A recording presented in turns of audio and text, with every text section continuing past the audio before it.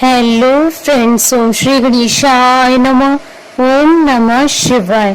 आप सभी का स्वागत है आपके अपने यूट्यूब चैनल पर। फ्रेंड्स, आज हम आपको इस वीडियो में बताने जा रहे हैं हरतालिका तीज व्रत के नियम, व्रत का पारण कैसे करें, हरतालिका तीज व्रत की संपूर्ण पूजा विधि, व्रत कथा, महत्व और हरतालिका तीज की शुभ मुहूर्त के बारे में। फ्रेंड्स, वीडियो शुरू करने से पहले आपसे रिक्वेस्ट है, अगर आप हमारे चैनल पर नए हैं और आपने अभी तक चैनल को सब्सक्राइब नहीं किया है तो प्लीज सब्सक्राइब कीजिएगा चैनल को, साथ ही प्रेस कीजिएगा बेल आइकन को, जिससे नए वीडियो से रिलेटेड नोटिफिकेशन आपको तुरंत प्राप्त हो सके। और वीडियो पसंद आने पर वीडियो को लाइक और शेयर जरूर कीजिएगा ताकि सभी भक्तों को इस वीडियो का लाभ प्राप्त हो सके। और कमेंट बॉक्स में ओम नमः शिवाय जरूर लिखिएगा। हरतालिका तीज व्रत हिंदू धर्म में मनाया जाने वाला एक प्रमुख व्रत है। भाद्रपद मास की शुक्ल पक्ष की तृतीय तिथि को हरतालिका तीज मनाई जाती है। मान्यता है कि भाद्रपद मास की शुक्ल पक्ष की तृतीया को हस्त नक्षत्र में भगवान शिव और माता पार्वती के पूजन का विशेष महत्व होता है। हरतालिका तीज व्रत कुंवारी और सौभाग्यवती स्त्रियां करती हैं। हरतालिका तीज व्रत निर्हार और निर्जला किया जाता है। मान्यता है कि इस व्रत को सबसे पहले माता पार्वती ने भगवान शंकर को पति के रूप में पाने के लिए किया था। हरतालिका तीज व्रत करने से महिलाओं को अखंड सौभाग्य की प्राप्ति होती है तथा कुंवारी कन्याओं को मनचाहे वर की प्राप्ति होती है। फ्रेंड्स, अब आइए जानते हैं हरतालिका तीज व्रत के नियमों के बारे में। हरतालिका तीज की पूजा गोधूली बेला में की जाती है। व्रत में हमेशा हाथ से बनाए हुए मिट्टी के शिव, पार्वती और गणेश जी की पूजा करनी चाहिए। यह व्रत निर्जला रखना होता है। पहले तीज के व्रत से जो नियम आपने उठाए हैं वही नियम अंत तक पालन करने होंगे। तीज का व्रत एक बार रखने के बाद इसे हर साल रखना होता है। यदि आप बीमार हैं या किसी कारणवश व्रत आगे नहीं रख सकते हैं तो इस व्रत का विधिवत उद्यापन करें या व्रत अपनी सास देवरानी को दे दें। व्रत के दौरान फल, जल कुछ भी ग्रहण नहीं करना होता है। 24 घंटे का यह व्रत हर साल ऐसे ही पालन करना होगा। व्रत का संकल्प लेकर पूजा प्रारंभ करनी चाहिए। व्रत के दिन 16 श्रृंगार करने जरूरी होते हैं। पूजा के पश्चात स्वाग की सामग्री ब्राह्मण या गरीब विवाहिता महिला को दे। व्रत वाले दिन रात में सोना वर्जित माना जाता है। इस दिन रात में भजन और कीर्तन और तीज के गीत गाते हुए भोर तक जगे रहना होता है। अगले दिन भोर में नहा धोकर शिव, पार्वती और गणपति जी की पूजा करके प्रसाद बांटने के बाद ही व्रत का पारण किया जाता है। हरतालिका तीज के व्रत के दौरान पति से किसी भी बात पर झगड़ा न करें। हरतालिका तीज व्रत पति पत्नी के आपसी प्रेम को दिखाता है। इस दिन किसी को अपशब्द न कहें। अगर कुछ गलत लगता भी है तो बात को नजरअंदाज करना बेहतर होगा। क्रोध से तो इस व्रत के दौरान दूर रहें। यह मन में वैर भाव को लाता है जो व्रत के पुण्य को प्रभावित करता है। मान्यता है कि व्रत रखने वाली महिलाओं को रात में सोना नहीं चाहिए। अगर आपने व्रत रखा है तो इस बात का खास ध्यान रखें। मान्यता है कि हरतालिका तीज के दिन गलती से भी दूध नहीं पीना चाहिए, नहीं तो अगले जन्म में सर्प योनि मिलती है। इस व्रत के दौरान पानी पीने से अगला जन्म मछली का होता है। हरतालिका तीज व्रत में स्वा की पिटारी में स्वा की सारी वस्तु रखकर माता पार्वती को चढ़ानी चाहिए। यह इस व्रत की मुख्य परंपरा है। इसमें शिव जी को धोती और अंगोछा चढ़ाया जाता है। यह स्वाग सामग्री सास के चरण स्पर्श करने के बाद ब्राह्मण या ब्राह्मण को दान देनी चाहिए। अगले दिन सुबह माता पार्वती को सिंदूर चढ़ाकर ककड़ी हलवे का भोग लगाकर ही व्रत का पारण किया जाता है। फ्रेंड्स, अब आइए जानते हैं हरतालिका तीज की पूजन सामग्री और पूजा विधि के बारे में। पूजन सामग्री में गीली काली मिट्टी या बालू, रेत, बेलपत्र, शमी पत्र, केले का पत्ता, धतूरे का फल एवं फूल, आंकड़े का फूल, मंजीरी, जनेऊ, नाड़ा, वस्त्र, सभी प्रकार के फल एवं फूल, पत्ते, श्रीफल, तुलसी, कलश, अबीर, चंदन, घी, तेल, कपूर, कुमकुम, दीपक, फुलहरा अर्थात प्राकृतिक फूलों से सजा हुआ। माता पार्वती की सुहाग की सामग्री में मेहंदी, चूड़ी, बिछिया, काजल, बिंदी, कुमकुम, सिंदूर, कंघी, आलता और बाजार में उपलब्ध सुहाग पुड़ा आदि। पंचामृत के लिए घी, दही, शक्कर, दूध, शहद। फ्रेंड्स, अब आइए जानते हैं हरतालिका तीज की पूजन विधि के बारे में। हरतालिका तीज की पूजा प्रदोष काल में की जाती है। सूर्यास्त के बाद की मुहूर्त को प्रदोष काल कहा जाता है, यानी यह दिन और रात के मिलन का समय होता है। हरतालिका तीज के पूजन के लिए काली मिट्टी से भगवान शिव और माता पार्वती और भगवान गणेश जी की प्रतिमा बनाई जाती है। उसके बाद उन्हें सजाया जाता है तथा एक चौकी पर रखकर उस पर एक रंगोली बनाएं। इस रंगोली के ऊपर केले के पत्ते रखकर इस पर शिव पार्वती की प्रतिमा रखें। इसके बाद कलश की हल्दी और कुमकुम से पूजा करें। बाद में भगवान गणेश, भगवान शिव और गौरी की पूजा करके उनका संपूर्ण श्रृंगार करें। फिर व्रती महिलाएं स्वा की पिटारी में स्वा की सारी वस्तु रखकर माता पार्वती को चढ़ाएं और भगवान शिव जी को धोती या फिर तौलिया चढ़ाया जाता है। इसके बाद हरतालिका तीज की व्रत कथा सुने या पढ़ें। भगवान शिव और पार्वती और भगवान गणेश जी की आरती करें। पूजा के बाद भगवान की परिक्रमा करें। इस प्रकार व्रती महिलाएं पूजन करने के बाद रात भर जागरण करें।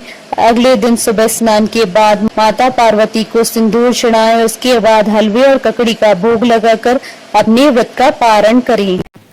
फ्रेंड्स, अब आइए जानते हैं साल 2025 की हरतालिका तीज की शुभ मुहूर्त के बारे में। हिंदू पंचांग के अनुसार साल 2025 में हरतालिका तीज का व्रत 26 अगस्त 2025 मंगलवार के दिन है। भाद्रपद शुक्ल तृतीय तिथि प्रारंभ होगी 25 अगस्त 2025 को दोपहर 12:34 पर और भाद्रपद शुक्ल तृतीय तिथि का समापन होगा 26 अगस्त 2025 को दोपहर 1:54 पर। सुबह की पूजा का शुभ मुहूर्त रहेगा 26 अगस्त 2025 को सुबह 6:04 से सुबह 8:37 तक। कुल अवधि 2 घंटे 34 मिनट है और गोधूली पूजा का शुभ मुहूर्त रहेगा शाम 6:53 से शाम 7:16 तक।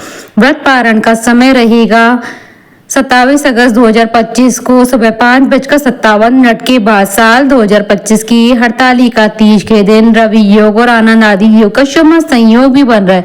इन संयोगों के बनने के कारण इस दिन का महत्व कई गुना अधिक बढ़ जाता है। इस योग में व्रत करने और पूजा करने पर साधक को पूजा का दुगना लाभ प्राप्त होगा और अखंड सौभाग्य की प्राप्ति होगी। फ्रेंड्स, अब हमारे चैनल पर ज्वाइन बटन को दबाकर हमारे चैनल के मेंबर भी बन सकते हैं। हम हमारे चैनल के मेंबर्स के कमेंट्स को टॉप प्रायोरिटी पर रखकर उनका रिप्लाई करते हैं। हरतालिका तीज की पौराणिक व्रत कथा। एक बार भगवान शिव जी ने पार्वती जी को उनकी पूर्व जन्म का स्मरण कराने के उद्देश्य से इस व्रत के महात्म्य की कथा कही थी। श्री भोले शंकर बोले, हे गौरी, पर्वतराज हिमालय पर स्थित गंगा के तट पर तुमने अपनी बाल्यावस्था में 12 वर्षों तक अधोमुखी होकर घोर तप किया था। इतनी अवधि में तुमने अन्न न खाकर पेड़ों के सूखे पत्ते चबाकर व्यतीत किए। माघ की विकराल शीतलता में तुमने निरंतर जल में प्रवेश करके तप किया। वैशाख की जला देने वाली गर्मी में तुमने पंचाग्नि से शरीर को तपाया। श्रावण की मूसलाधार वर्षा में खुले आसमान के नीचे बिना अन्न जल ग्रहण किए समय व्यतीत किया। तुम्हारे पिता तुम्हारी कष्ट साध्य तपस्या को देखकर बड़े दुखी होते थे, उन्हें बड़ा कलेश होता था। तब एक दिन तुम्हारी तपस्या तथा पिता की कलेश को देखकर नारद जी तुम्हारे घर पधारे। तुम्हारे पिता ने हृदय से अतिथि सत्कार करके उनके आने का कारण पूछा। नारद जी ने कहा, गिरिराज, मैं भगवान विष्णु के भेजने पर यहाँ उपस्थित हुआ हूँ। आपकी कन्या ने बड़ा कठोर तप किया है, इससे प्रसन्न होकर वे आपकी सुपुत्री से विवाह करना चाहते हैं। संदर्भ में आपकी राय जानना चाहता हूँ। नारद जी की बात सुनकर गिरिराज गदगद हो उठे। उनके तो जैसे सारे कलेश ही दूर हो गए। प्रसन्नचित होकर वे बोले, श्रीमान, यदि स्वयं विष्णु मेरी कन्या का वरण करना चाहते हैं तो भला मुझे क्या आपत्ति हो सकती है। वे तो साक्षात ब्रह्म है। हे महर्षि, यह तो हर पिता की इच्छा होती है कि उसकी पुत्री सुख संपदा से युक्त पति के घर की लक्ष्मी बने। पिता की सार्थकता इसी में है कि पति के घर जाकर उसकी पुत्री पिता के घर से अधिक सुखी रहे। तुम्हारे पिता की स्वीकृति पाकर नारद जी विष्णु जी के पास गए और उनसे तुम्हारे ब्याह के निश्चित होने का समाचार सुनाया, मगर इस विवाह के संबंध की बात जब तुम्हारे कान में पड़ी तो तुम्हारे दुख का ठिकाना न रहा। तुम्हारी एक सखी ने तुम्हारी इस मानसिक दशा को समझ लिया और उसने तुमसे उस विक्षिप्तता का कारण जानना चाहा। तब तुमने बताया, मैंने सच्चे हृदय से भगवान शिव शंकर का वरण किया है, किंतु मेरे पिता ने मेरा विवाह विष्णु जी के साथ निश्चित कर दिया है। मैं विचित्र धर्म संकट में हूँ, अब क्या करूँ? प्राण छोड़ देने के अतिरिक्त अब कोई भी उपाय शेष नहीं बचा है। तुम्हारी सखी बड़ी ही समझदार और सूझबूझ वाली थी। उसने कहा, सखी, प्राण त्यागने का इसमें कारण ही क्या है? संकट के मौके पर धैर्य से काम लेना चाहिए। नारी के जीवन की सार्थकता इसी में है कि पति रूप में हृदय से जिसे एक बार स्वीकार कर लिया, जीवन पर्यंत उसे ही निर्वाह करे। सच्ची आस्था और एक निष्ठा के समक्ष तो ईश्वर को भी समर्पण करना पड़ता है। मैं तुम्हें घनघोर जंगल में ले चलती हूँ, जो साधना स्थली भी हो, और जहाँ तुम्हारे पिता तुम्हें खोज भी न पाए, वहाँ तुम साधना में लीन हो जाना। मुझे विश्वास है कि ईश्वर अवश्य ही तुम्हारी सहायता करेंगे। तुमने ऐसा ही किया। तुम्हारे पिता तुम्हें घर न पाकर बड़े दुखी तथा चिंतित हुए। वे सोचने लगे कि तुम जाने कहाँ चली गई। मैं विष्णु जी से उसका विवाह करने का प्रण कर चुका हूँ। यदि भगवान विष्णु बारात लेकर आ गए और कन्या घर पर न हुई तो बड़ा अपमान होगा। मैं तो कहीं मुंह दिखाने के योग्य भी नहीं रहूंगा। यही सब सोचकर गिरिराज ने जोर शोर से तुम्हारी खोज शुरू करवा दी। इधर तुम्हारी खोज होती रही और उधर तुम अपनी सखी के साथ नदी के तट पर एक गुफा में मेरी आराधना में लीन थी। भाद्रपद शुक्ल तृतीया को हस्त नक्षत्र था। उस दिन तुमने रेत के शिवलिंग का निर्माण करके व्रत किया। रात भर मेरी स्तुति के गीत गाकर जागी। तुम्हारी इस कष्ट साध्य तपस्या के प्रभाव से मेरा आसन डोलने लगा, मेरी समाधि टूट गई। मैं तुरंत तुम्हारे समक्ष पहुंचा और तुम्हारी तपस्या से प्रसन्न होकर तुमसे वर मांगने के लिए कहा। तब अपनी तपस्या के फलस्वरूप मुझे अपने समक्ष पाकर तुमने कहा, मैं हृदय से आपको पति के रूप में वरण कर चुकी हूँ। यदि आप सचमुच मेरी तपस्या से प्रसन्न होकर आप यहाँ पधारे हैं तो मुझे अपनी अर्धांगिनी के रूप में स्वीकार कर लीजिए। तब मैं तथास्तु कहकर कैलाश पर्वत पर लौट आया। प्रातः होते ही तुमने पूजा की समस्त सामग्री को नदी में प्रवाहित करके अपनी सहेली सहित व्रत का पारण किया। उसी समय अपने मित्र बंधु व दरबारियों सहित गिरिराज तुम्हें खोजते खोजते वहां आ पहुंचे और तुम्हारी इस कष्ट साध्य तपस्या का कारण तथा उद्देश्य पूछा। उस समय तुम्हारी दशा को देखकर गिरिराज अत्यधिक दुखी हुए और पीड़ा के कारण उनकी आंखों से आंसू मड़ आए। तुमने उनके आंसू पोंछते हुए विनम्र स्वर में कहा, पिताजी, मैंने अपने जीवन का अधिकांश समय कठोर तपस्या में बिताया है। मेरी इस तपस्या का उद्देश्य केवल यही था कि महादेव को पति के रूप में पाना चाहती थी। आज मैं अपनी तपस्या की कसौटी पर खरी उतर चुकी हूँ। आप क्योंकि विष्णु जी के साथ मेरा विवाह करने का निर्णय ले चुके थे, इसलिए मैं अपने आराध्य की खोज में घर छोड़कर चली आई। अब मैं आपके साथ इसी शर्त पर घर जाऊंगी कि आप मेरा विवाह विष्णु जी से न करके महादेव जी से करेंगे। गिरिराज मान गए और तुम्हें घर पर ले गए। कुछ समय के पश्चात शास्त्रोक्त विधि विधान पूर्वक उन्होंने हम दोनों को विवाह सूत्र में बांध दिया।